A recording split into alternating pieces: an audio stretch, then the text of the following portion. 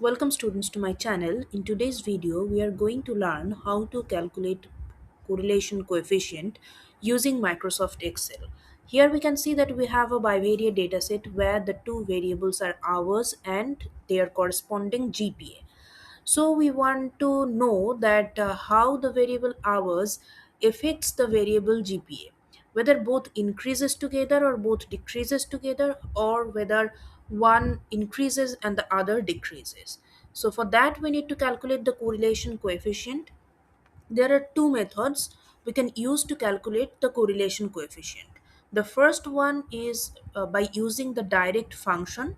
So for that we have to press equal sign and then type CORREL, select this function, then at first select the first variable, that is hours, and remember we have to select only the numerical values, then press comma and then select the second set of variables.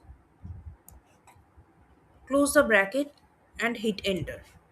So this is the correlation coefficient, that is 0.73. So we can say that there is a positive correlation between these two variables. So when one variable increases, the other will also increase and vice versa. The second method is by using the data options.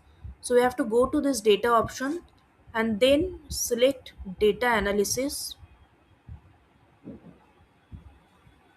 Hmm, just wait a little. Yeah, so from the data analysis options, here we can see that we have a option correlation. Select this option, click on OK. So in this dialog box we have to select the input range. Just select the whole input range here, grouped by columns, because here the two variables are into different columns. We have to check this box labels in first row, because in our selection in the first row we have the labels of the variables. Select output range, then from this Excel sheet select a cell as the output range.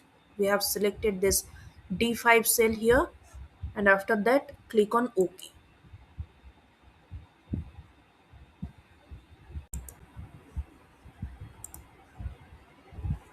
So this is a correlation matrix we have received, and in this matrix you can see that the correlation between hours and GPA is 0.73146, which is same as the previous one.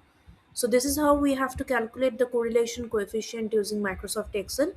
That's all for today. If you like this video, please do like, comment and subscribe my channel. Thank you. See you in the next one.